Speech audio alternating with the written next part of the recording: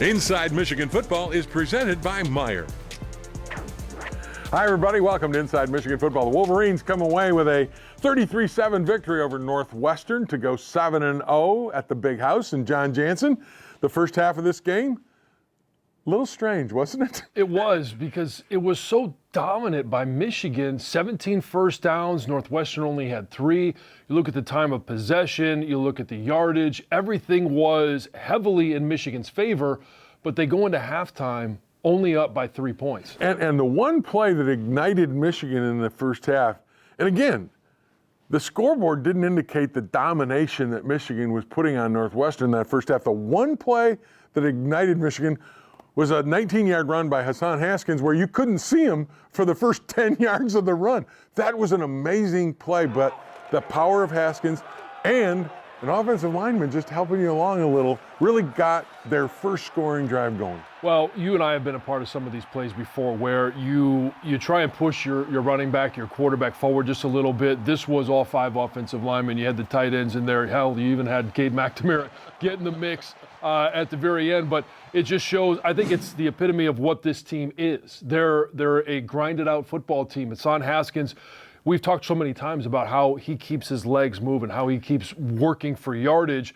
The offensive line respond to that. The whole team has responded to that. And the thing about that run, Haskins, like I said, you couldn't see him. He didn't go down to a knee. He had bodies all over him. I don't think he could. Well, but he maintained balance enough so that his knees didn't go down. And the referees let the play continue because there was progress.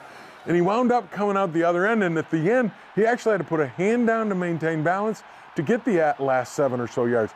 That was an incredible play. And I thought he was going to squirt out of there and keep on running, but to be able to pick up 19 yards in a situation like that, it led to Michigan's touchdown. It was part of what got this team going. And I think you can look back on that play, whether it's just this game, but I think we're going to look back on that in a few weeks and say that was a signature moment for this team. Disappointing part was Michigan dominates like that, and then in one play, Northwestern goes 75 yards, and you say, basically just a youngster making a little bit of a youngster mistake, and a Northwestern player able to get out the other end and go the distance. When you're a linebacker in that situation and you see an offensive lineman pull, you've got to get in position. You've got to get your head across. There are things that you have to do from the linebacker position. They just weren't done. And I'm not putting it all on the linebackers. There's things up front that happened as well. But when you talk about a run like Hassan had, igniting this team, when the Michigan team, the defense came to the sidelines, Mike McDonald was right there, and he wasn't shooing guys out. He was making them very aware of what happened, why it happened, and making sure that they used it as motivation. Despite the domination, Michigan goes to halftime in front 10-7. We'll get to the second half, but I want to give a shout out right here to my teammates from the 1971 Michigan football team. I played on that team. This weekend was our 50-year reunion. All of us came back. That team won 11 games straight, undefeated. We won the Big Ten championship. We were Bo Schembechler's 3rd team. All the guys came back. It was great to see them. What a great group. I loved every minute of seeing my friends from that time. And the bond you have for a great championship like that is something you'll never replace. It was a great weekend for all of us. 11-0, Big Ten champions from 1971. Still to come, Jim Harbaugh on the win over the Wildcats, and a significant new tradition starts, and 2 freshman contributors make their Inside Michigan Football debut. Inside Michigan Football is brought to you in part by Meijer, official sponsor of Michigan Athletics and proud sponsors of local sports teams across the Midwest, and by Gardner White, Detroit's #1 furniture and mattress store. There's the snap, the give to Corum. He dives over right guard. He's in. Touchdown, Michigan. They give it to Haskins. Haskins breaks it up over the middle to the 5. He powers his way over a tackler at the 2. He's in. Hassan Haskins. Touchdown, Michigan.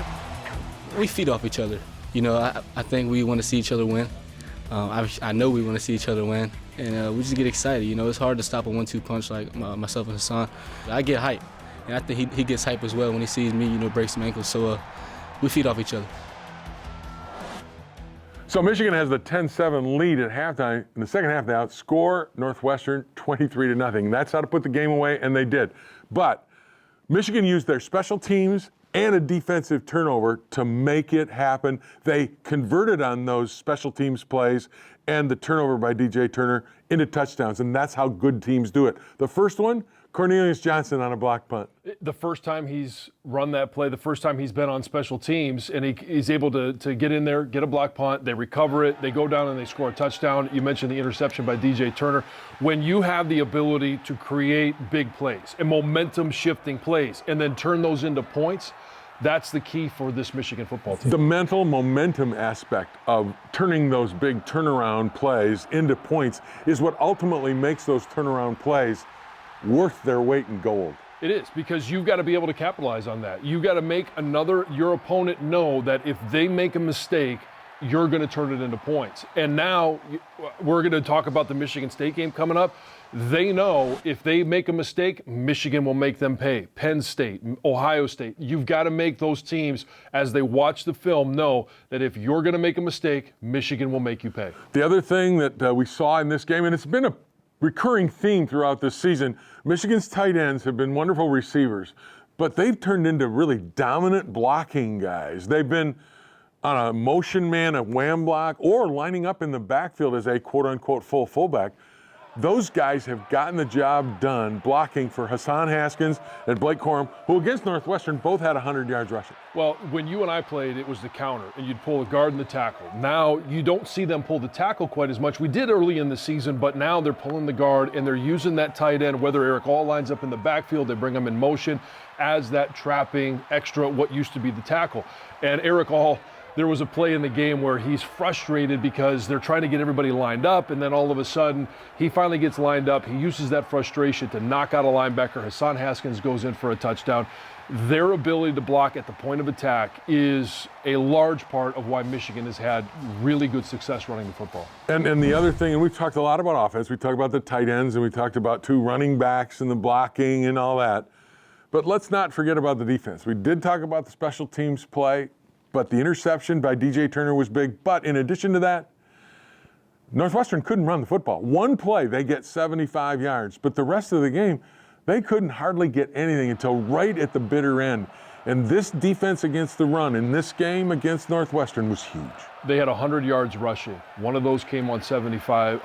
One was 75 yards. The other 22 rushes that they had only totaled 25 yards. It just shows you the dominance of Michigan football right now and Michigan's defense. But on the other thing, too, is the time of possession. When they can't run the football, they can't gain first downs. And Michigan dominated the time of possession almost 2-1 in regards to just being able to give the offense opportunities, but get off the field as a defense. And the other thing is that they did get a lot of sacks. I mean, I know Aiden Hutchinson did get a sack.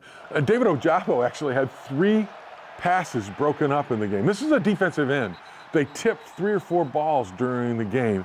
That takes away a passing game. And Northwestern, avoiding sacks, went with a quick passing game. It still didn't work because Michigan's defenders got their hands up and they covered extremely well. And that's what you have to do when it's a 3-step drop. It's a two count and the ball is out. If you know you don't have time to get to the quarterback, you've got to have that time clock in your head. David Ojabo right now is doing a great job of that clock goes off and he gets his hands up and gets in the passing game. And real quickly, we saw some plays get out, screen passes, things like that early.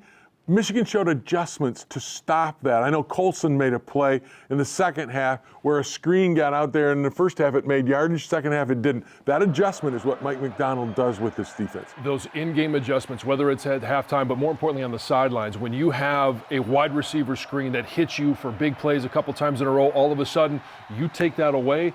Now you take away the confidence of a team that they think they've found something, then all of a sudden you make that adjustment, you take it away, it makes it very hard to gain momentum and get a rhythm on offense. Don't go away, everybody. Coming up, John Jansen talks with Jim Harbaugh about the big victory over Northwestern. He goes back to throw. Pressure coming. Pressure's there. Sack time!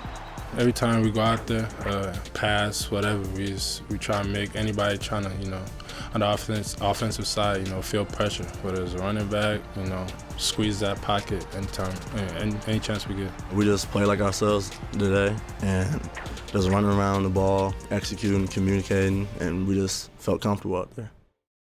Today's conversation with Jim Harbaugh is brought to you by Meijer, official sponsor of Michigan Athletics and proud sponsors of local sports teams across the Midwest. Coming off the bye week, how do you feel your team responded and played? I thought it was a great performance by our defense, under 200 yards, total offense. Great interception by DJ Turner. I mean, my guy. I mean, it's just great to see him get one of the best interceptions seen in a long time. I thought his coverage was really good too. There was a bunch of guys that played great, and then special teams played great. Kickoff coverage was amazing. The punt block really schemed up well by Jay Harbaugh, and had Cornelius Johnson. That's the first time he's been in that position. We thought we'd get one shot at it with the look that they had shown, and boy, it came clean, and CJ did a great job getting that punt block, and those were big momentum shifts in the game. Offensively, played great. A lot of yards, both backs over 100 yards, and then we left some meat on the bone. Once we got inside the 5-yard line twice, and a couple turnovers, but other than that, I thought it was guys played really well. Was there frustration at halftime? You guys had dominated time of possession. A lot of the stats were the same at the end of the game as they were at halftime, but you go in 10-7. Yeah, well, we felt. I think the players felt like they had given them some gifts. Giving up the long run, the one-play drive, and the fumble where we didn't get the ball in the end zone, and the other was a field goal. But those are the things that we felt like we left some meat on the bone, as they say, shot ourselves in the foot a little bit. And it seems like on the sidelines going into halftime, what's different about this team from my perspective is the senior leadership. Andrew Vistardis, and you mentioned it at halftime, the players were the ones that came in without you guys having to point it out. Does that seem to be a difference for you in this team? Yeah, this team is fantastic senior leadership, overall leadership. The guys work extremely hard. They play hard, and they have a lot of fun doing it. So it makes it enjoyable to coach. I mean, you're not having to talk guys into things. You don't have to talk them in. You actually gotta pull them back sometimes. I find myself in practice cutting periods out. We're 13 minutes ahead. Just all kind of things like that. Sometimes you got to repeat periods because I think I've done that once the entire year where we had to repeat a practice period. I mean, whenever practice, that's where they want to be. And when they're playing games, that's where they want to be. And talk about, big players making big plays. Aiden Hutchinson, another fumble recovery, another sack. Just talk about his performance and his influence on this defense. Yeah, I thought they were having a hard time blocking him. I thought he got held a couple times, when I was watching. He just continues to, play with an incredible intensity and motor and great skill, and just getting better and better, John. I mean, kind of thought he was, can it get any better? But he's finding more rungs to get even better. Nobody wanted to talk about it to this point, but now you guys are 7-0, headed to East Lansing. They're 7-0. What does this week mean for your program? It's going to be huge. It's going to be bigger than any in memory. Yeah, everything that happened earlier today, I mean, is now over. All the focus is on Michigan State. Thanks a lot, Coach. Thank you. Become a Wolverine for life today by learning more about how you can become a life-saving donor. The annual blood battle against Ohio State kicks off Tuesday on Central Campus. There's no cost to attend, and we'll have 5 Brutus the Buckeye piñatas ready to take a beating in front of the Hatcher Library. Time for this week's Hal Rose Steel Man of the Week. The books, the football, the medical bag. George Jewett proudly represented all of them. He's our first African-American player in our history. He graduated from here, and it's a point of pride to know that he also graduated and played and was the first to play at Northwestern. Saturday's game marks the creation of a new trophy game in his honor. Jewett was fluent in 4 languages and studied medicine while starring at running back. He attended Northwestern to finish his medical degree, and after graduation, he became a doctor in Chicago before returning to Ann Arbor in 1899. I love the design of the trophy. I love what it means and symbolizes for all of our student athletes in terms of being a student and an athlete. And so I couldn't be prouder of playing that game against Northwestern.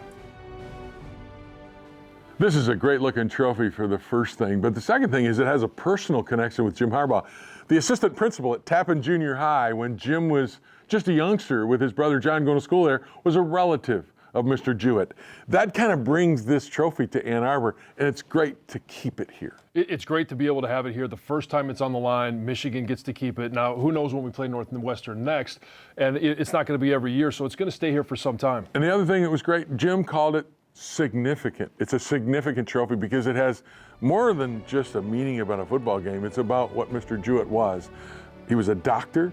He was a graduate student. He was a football player at both institutions. And then he went on to be a great member of his community. And that, I think, speaks volumes about him and why this trophy is so important. And I think it speaks volumes about these two universities, these two programs, how important it was at that time to have diversity, to be able to have these opportunities. But also right now, this came to fruition in February. They were able to get this done in 8 months of designing it, getting it produced, and getting it out there. Mr. Jewett lived in the 1890s. It's just a wonderful trophy. We're glad Michigan and Northwestern have done it. Don't go away. When we come back, we'll have more Inside Michigan Football. We not really trying to pay too much attention to the record, just trying to want to know every week. That's what we kind of preach every week, just beating the opponent we have. So that's really what our focus is. McCarthy in the short gun gets it. He keeps it and he runs it around the right end. McCarthy breaks up inside. He's now going to the left side. There's some room. Cuts upfield and he's finally brought down. Welcome back, everybody. Two of the Wolverines' most heralded freshmen have immersed themselves in the Michigan football experience. Both early enrollees, quarterback J.J. McCarthy and running back Donovan Edwards, embrace the opportunity in front of them and have high expectations for themselves. It's a blessing and as well as a dream come true. I came to this university to make a change, to try to make an impact on the team. And being in the spot that we're in is truly a blessing. Everything that I wanted and more.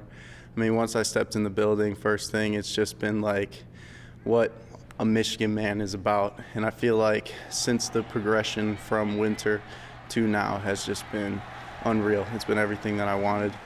Naturally, both J.J. and Donovan lit it up in high school, so not being the guy is something new to them. It's kind of like when you first walk in as a freshman in high school. You're starting all over. You're having to gain everyone's respect, gain everyone's trust, coaches and players-wise, and that takes time. And a lot of guys who come from programs that they're the best player at, it takes a lot of patience. Mentally, it's tough, and it's also challenging me to not be so focused on one thing, but be open-minded about multiple things. And it's definitely a good experience for me as well, definitely a humbling experience. These two playmakers in waiting share a parallel story and have leaned on each other along the way. Me and Don clicked when we first met each other here. And we've been roommates all throughout college so far, and he's like a brother to me. And us kind of being in the same role right now, it's really awesome because it doesn't feel like I'm alone out there. We both have a super competitive edge, so we want to get better together. We want to just inspire people, just be better teammates to our team and be better players individually. Thanks very much, Ed. Two freshmen playing, getting quality time. Back when I played, and I know it was ancient, right? But freshmen couldn't even play back then. It's a different time, isn't it, John? It is. Color TV, face masks, hard helmets, and freshmen can that play. hurts. No. I played with a hard helmet. Speaking of hard helmets, this is a great segue. Michigan State. You better have a hard helmet for this week's game, huh? This is, you couldn't ask for anything better. 7-0, both programs ranked in the top 10. The Big Ten championship, Big Ten East is on the line. It is going to be an outstanding week. Don't miss any of it. Next week, right here, same time, same place on Inside Michigan Football. Inside Michigan Football is brought to you in part by Meijer, official sponsor of Michigan Athletics and proud sponsors of local sports teams across the Midwest. And by Gardner White, Detroit's #1 furniture and mattress store.